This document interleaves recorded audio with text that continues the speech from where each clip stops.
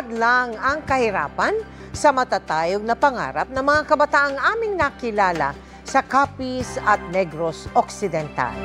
Kulang man sa gamit, nananatili silang pursigido sa pag-aaral.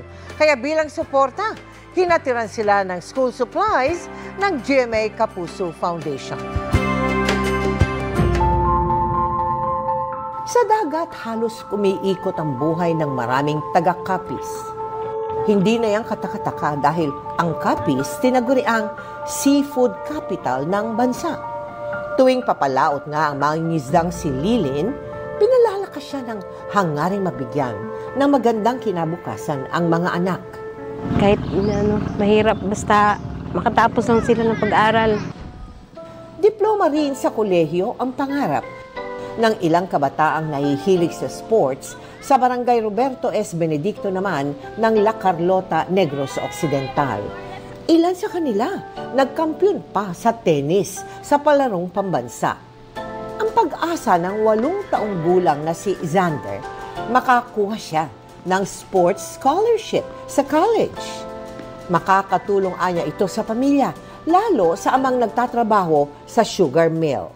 Nagagamit talaga nila ito sa kanilang pag-aaral kasi libre ang pag-aaral nila. Ngayon, may mga 4 na player ako nandyan sa college sa Bacolod, free tuition. Suportado ng GMA Kapuso Foundation ang bawat pangarap ng mga kabataan. Kaya sa pagpapatuloy ng ating unang hakbang sa Kinabukasan Project, 9,200 na kinder at grade 1 students sa Capiz, Negros Occidental at Negros Oriental ang nahatira natin ng kumpletong gamit pang-eskwela. Nagsisilbing inspirasyon sa mga bata. Magastos ng mga magulang para sa supplies. Pwede lang magastos sa ibang pangangailangan. Karamihan sa mga magulang ay financially hard up, no? Kasi off-season na yun ng milling. Malaki talaga ang naitulong. At sa mga nais makiisa sa aming mga projects, maaari po kayong magdeposito sa aming mga bank account o magpadala sa Cebuana Luwalier. Pwede ring online via GCash, Shopee, Lazada at Globe Rewards.